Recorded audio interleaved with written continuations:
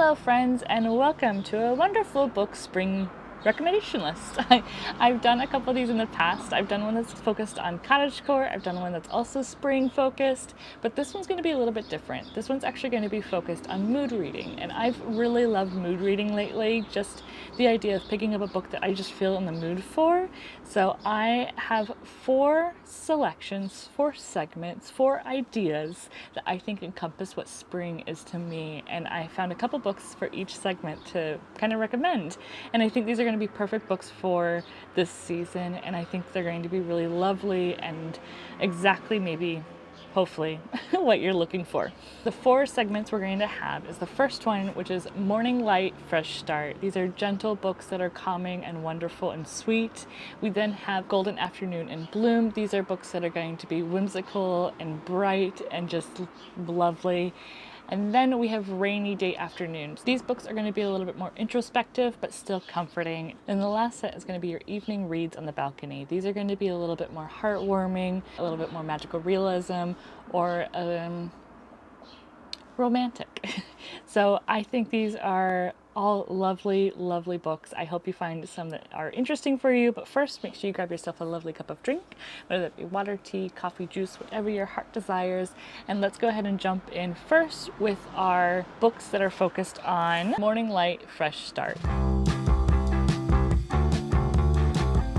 This is going to be gentle books that are cozy to your heart, cozy and gentle and warm and heart-filled and just delightful. So I have 3 books here, and all 3 of these books, I love the color coordination here. All 3 of these books are books that I feel I can always pick up and just feel good about. So the first one is The House on the Cerulean Sea by T.J. Klune. This one's going to be a very heartwarming book about a found family. I love books with found family in them because I think it's wonderful to read a book about found family, about children that maybe don't feel like they fit in all the time. And this story follows an orphanage that have children that have kind of special abilities, and what happens to them. And I think it's just so sweet and so kind, and it's one of those books where you can pick up in the morning and just fall in love with the story and fall in love with the characters and cherish and just feel so good about. So I really enjoyed this, and I think you'll enjoy it as well, especially if you're a found family type of person and want to cherish that kind of feeling. The next book I have is The Days at the Miyazaki Bookshop by Satoshi Yagasawa. This is going to be one of those books that you love to love, I guess. So we follow a woman who is just down on her luck. She's feeling she's lost her love, she's lost her job, she's lost almost pretty much everything she has, and she reconnects with an uncle of hers. And it's such a lovely story of this woman coming out of this dark spot and these dark feelings and finding the love of books and finding the love of life. And it's very much focused on being happy with the small things. And I think it's so important and so delightful to... One of the best things about spring is waking up and seeing the flowers blooming for the first time. And I get that feeling a lot in this book, of just this happy feeling of feeling like you finally saw something beautiful in something so small. So this one is not for everybody. I do know that the second half of this book is not as connected as some others feel the first half was, but I still think it's a very delightful story, and I think it's one of those stories that you're going to hope and want to encourage their main character to just kind of push through and continue going forward, and you'll be happy with the exploration of stories and the exploration of world in this book. And I think it's very sweet, and it's very short. And the last one I'm going to talk about is the Kamigawa Food Detectives by Hisashi Kashawe. I do apologize if I'm pronouncing these names incorrectly. I'm trying. But the Kamigawa Food Detectives is super freaking cute. This one I think is absolutely perfect for when you grabbed yourself a cup of tea or a cup of coffee in the morning and you're just kind of cozying up and you want a cute little story. A lot of these little Japanese books like this are split up into little short stories. The story is connected all through, but there's short stories about specific characters. And this one is about people trying to reconnect with a memory that's connected to food. I love food. I'm a foodie. I mean, I do baking on this channel all the time, but I also do a lot of cooking, and I love trying new foods, and I do connect a lot of memories with flavors and smells. And so when I heard about this story, I had to pick it up, and this one is about a man and his daughter who run in this little restaurant, and they recreate recipes from people's memories to bring people back to that memory and help them cherish it a little bit more. And it's really lovely, really sweet, and it's wonderful seeing these characters just have almost like a flashback to this moment of pure happiness, or this moment of recognition, or just the sweetness, and I just think it's absolutely lovely, perfect for an early morning. It's a little chilly out still, so when you open all the windows and get that fresh breeze in, and you're wanting to kind of cozy up in those blankets because it's still a little chilly, and you grab yourself this book, this wonderful, wonderful story, and you just fall into each of the little stories that are in here. So these are the three stories I have, the three books I have for Morning Light Fresh Start. I think they're absolutely perfect. They're all very gentle, very sweet, very cozy, and they're going to be perfect as a warm hug on those cold, fresh mornings of spring. And then the next one we're going to be talking about is a little bit more whimsical. These books are going to be your Golden Afternoon in Bloom. So you're going to have these, of course, nature-y books. I think some of these books you must have heard of, and I really think they're just wonderful on their own. They are maybe a little bit more intense, so they're not going to have that gentle atmosphere as the first one, but these ones are going to be more whimsical, more focused on nature, but still having kind of this adventurous feel as well. So a little bit more than our gentle feelings. So in the first book I'm going to be talking about in this section is Blood in the Mist by Hope Mirrlees. I thought this book was very odd to start with. This is more of a classic, so this is going to have also an interesting way to structure the sentence and also structure the story. It's very magical in the way it's written, so it's not so direct in speak or direct in the writing style. It's more interpreting the ideas of what's coming across, and I found at some points I really had to focus on the story to make sure I was understanding what was happening. Maybe that's just a me problem though. But this one follows this town that is so focused on concrete, solid things, and the idea of anything other is not okay. And we have our character Nathaniel, who is a little bit more open to the other, and it's magical, it's different, and we have a town that's focused on solid, right? And then we have this other that's a little bit more fairy filled. And it's definitely one of those stories where you're gonna have to dig in deep and really pull the story out. And it's definitely an enjoyable book. I have to reread it again, but it has this beautiful imagery that's just painted through every page. And if you really love those nature-focused books that you're going to create a beautiful imagery, I think this one's really going to be for you. And it's full of magical wonderfulness that's just weirdly delightful, if that makes sense, and one that I don't think you're going to forget. So definitely a book worth picking up, especially if you like the classics, and especially if you like beautiful wording, imagery. This one's really, really nice. And the next one, I'm not sure you would be surprised that I mention or not, but that's Emily Wilde's Encyclopedia of Fairies by Heather Fawcett.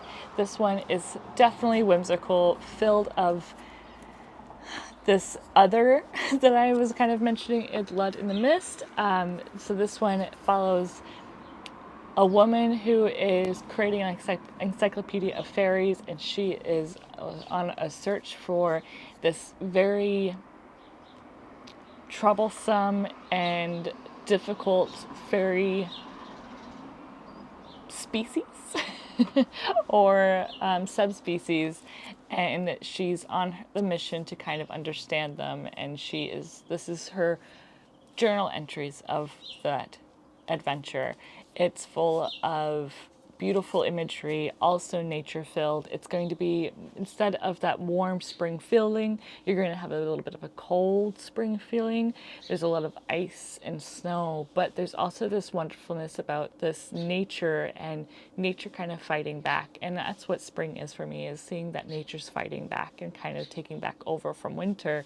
And so this is definitely a very interesting story. I found it really fun to read. It was definitely different from what I've read in the past. And if you are looking for something whimsical and nature-filled, this is also going to be a really delightful read.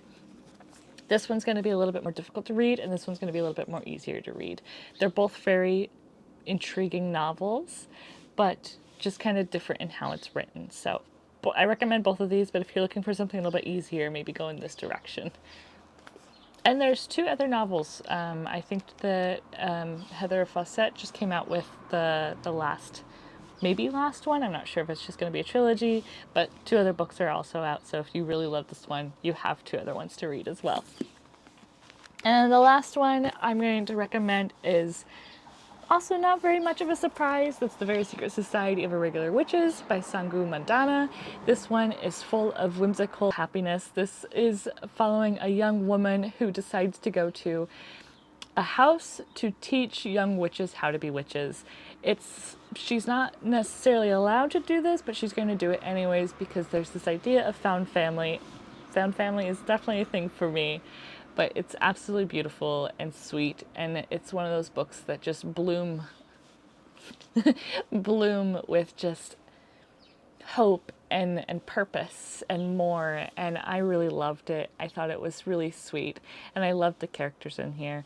It does have a little bit of romance, so if you're looking for a little bit of romance, you're going to find it there. Don't worry, I'm not a big romance reader, so it didn't bother me. I actually found it as a delightful little add-in here, but this is going to be a very sweet, whimsical book full of little magic, little witches, and just joyful characters that are going to fill your heart full of flowers. So I really liked it. I hope you would like it too. So these are my 3 recommendations for more of that feeling towards golden afternoons in bloom. So more of that whimsical, gentle, excitement part of spring. Now, for the next section, we're going to be talking about rainy days.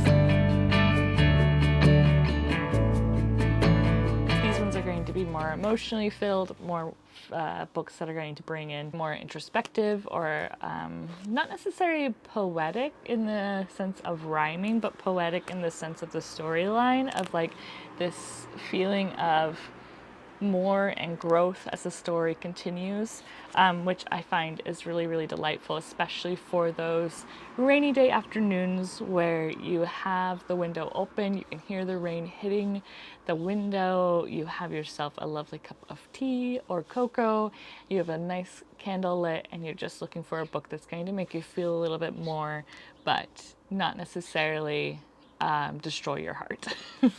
So the first novel I'm going to talk about is actually A Year in Provence by Peter Mailly. This one is going to be for anybody who has been dreaming that they could live in a cottage in the middle of France, in the middle of nowhere, in a small little village.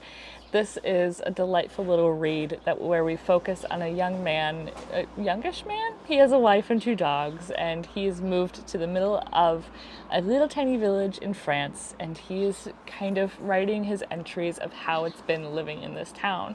It's focused more on what the seasons bring instead of the day-to-day mundane life. He focuses on the village life. He focuses on the slow living type of life. And so if you've ever dreamt of living in a cottage or slow living and not having that 9 to 5, this is going to be a delightful little read. It's quite short, but it's really impactful and full of just these wonderful feelings, and really captivating in how the story is told. It's really beautiful. The next one is going to be one that you've heard of me talk about before, but I'm going to recommend again because I absolutely love it, and that's The Traveling Cat Chronicles by Hiro Arakawa. This one is going to be pulling those heartstrings very hard, especially if you love pets. If you have cats, you're going to connect to this story very well. I have 2 cats of my own, and every time I read, must first say, this is from a cat's perspective. So every time I was reading a page from the story and I was hearing Nana's voice, the cat from this novel, I could also hear my own cat's voices in here as well. So if you have a cat, you're going to connect with the story well, but if you also love pets just in general, I think you would really like this.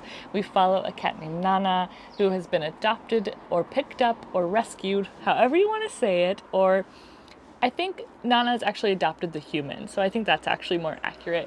And they are going on a little adventure with their human. They are meeting other characters. They are in a van and they are just traveling and visiting new people. The story is very impactful and beautiful, and you'll wonder what's going on the entire way, but it is truly one of those stories that I think about often and I love and cherish so much. That's why I'm recommending it again, because this one, if you really want something that you're going to just not put down and you're going to eat up and you have a whole rainy day and you have nothing planned, I highly, highly recommend this one.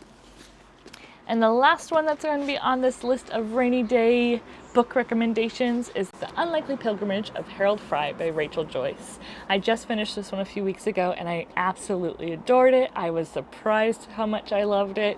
We follow an older man who is just retired and he's kind of lost the understanding of the point of life, and he is just putting on his shoes, dropping off the mail, mowing the lawn, and there's nothing more, and he's confused and lost until he receives a letter from a friend. And this friend is in hospice, and she's written him telling him thank you for your friendship. And when he goes to write back and mail this letter, he walks to the mailbox and decides, hey, we'll walk a little bit longer. And he walks to the next mailbox and the next mailbox until one point he says, no, I'm just going to walk there. And this isn't just like walk to the next town. This is, let's walk from the southern part of the UK to the northern part of the UK. So this follows a story of Harold Fry on his introspective walk from southern UK to northern UK, where he works on understanding himself, his love, his wife, his life, everything. And it's just so heartfelt and so beautiful.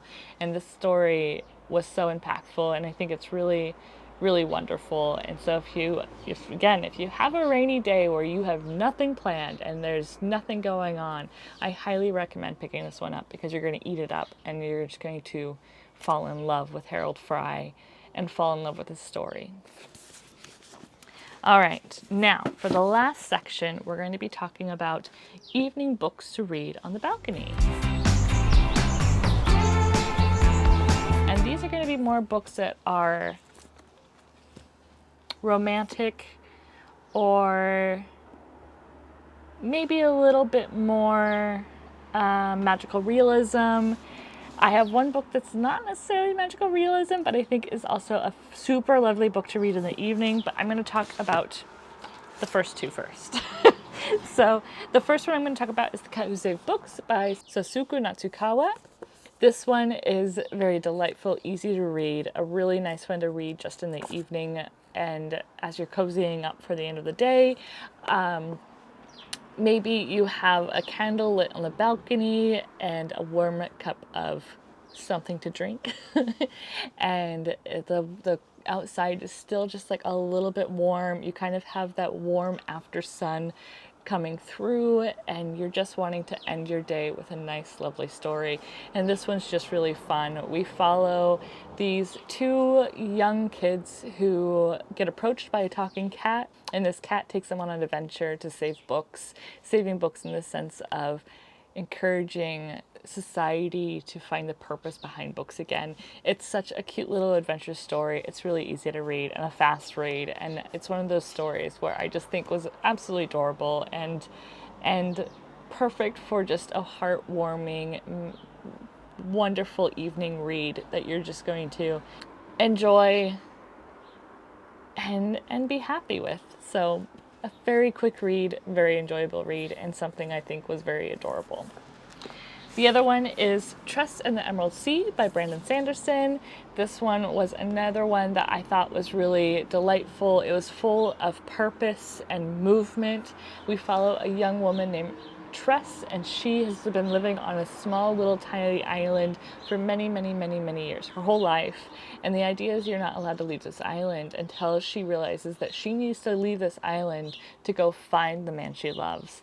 And it's an adventure story of this woman who's just falling into problems, but also finding people to help her through these problems. It's a little bit more like Found Family again. It's very focused on Tress's adventure and how she gets through things on her own and how she gets through things with the help of her friends. It's very sweet, it's very adventurous, it's a very easy read where you're going to just kind of fall in love with the characters. Again, it's full of this cozy, magical life. She is just on her she is on her way to rescue her damsel in distress. And I think that's so sweet. The story's been turned around and it's so heroic, but also so cozy. And I really enjoyed it. And the imagery that was built in this story was also really well done.